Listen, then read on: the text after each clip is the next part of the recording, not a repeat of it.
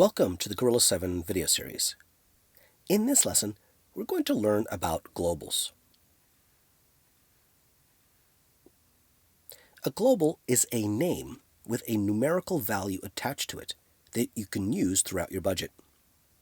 If you change the value of the global, it is changed throughout your budget. In Gorilla, you can create globals individually, or you can create them in groups called global groups. The advantage of creating them in groups is twofold. First, it's better organization, so you can find a global quickly. If you have a complicated budget, you can have hundreds of globals. Second, if you create a global and attach it to a group, you can save that global group and import it into another budget. Let's create a global group. From the toolbar, select the Globals button.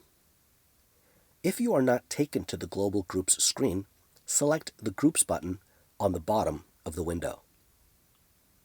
If the budget you are in has any global groups, you will see them on the left-hand side of the screen. Select the Create a New Global Group button. I am going to create a group of globals for my crew, so I am going to call the new group Crew. To add a global to this group, select the Add a Global button. I need 3 globals for different rates.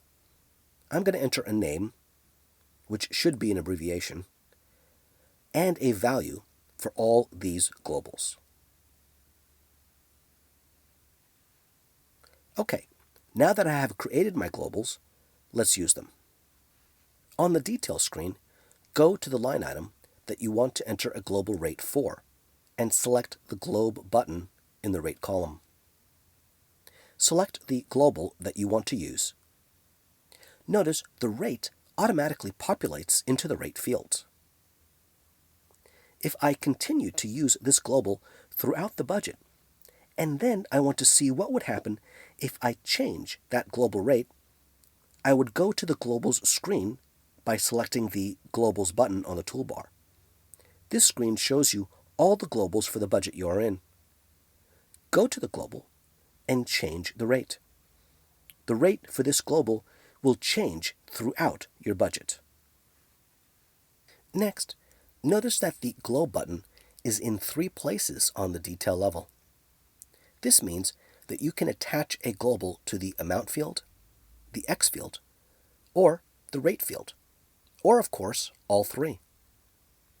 A green flag next to the globe indicates that the value entered is a global rate. Now, if you want to manually enter a rate into this field, just enter the field and type in the new number. Notice that the green flag will disappear. In this example, I used globals for rates, but you can use globals for any numerical value that you think you might change later in your budget. In this next example, I will use a global for shoot weeks. It is common for shoot weeks to change, so it is a good idea to set your shoot weeks as globals. Let's create a few shoot week globals. This time, I'm not going to add them to the crew global group. I'm going to create these globals individually. When I select the Local Globals button, you will see the last 3 globals I created. I'm going to create 3 more. Notice when I create a global here, as opposed to within a global group, it says here, no group attached. All 3 week globals have a different value entered for weeks. Now, weeks are usually entered in the Amount field as opposed to the Rate field. So, if I go to a above-the-line crew member, say a producer, I will need all 3 weeks entered. I'm going to enter the Add, Prep, Shoot, Wrap button for this crew member. And in the Amount field, select each global and select the proper global for that week. Now, if any of these weeks change, you don't want to change it here.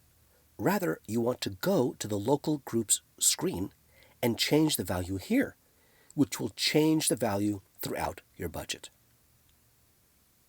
Okay, a couple more things which are really important. Let's go back to the local globals screen. After some thought, I really do want to attach these globals that I created here on the fly to a global group. Select this button here, and you can select an existing global group to attach the globals to. But I don't want to add it to the global group crew, so I'll go back and create a new group. And then go back to local groups and attach it to the new group. I'll do this 2 more times. And now, if I go back to global groups, you can see that these globals are attached. Lastly, let's talk about saving global groups. So, as shown, when you create a global locally, you are creating a global only for the budget that you are working on. If you want to use a global from a group in another budget, you need to save that global group and import it into the other budget. To do this, from the Global Groups screen, select the Save button next to the global group. By default, the file will be saved in the Saved Budgets My Globals folder. Let's now open a different budget and go to the Globals screen.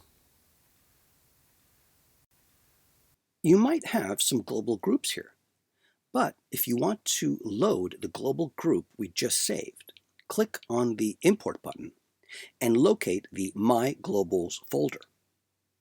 Select the file, which will have a _glo.fmp12 extension.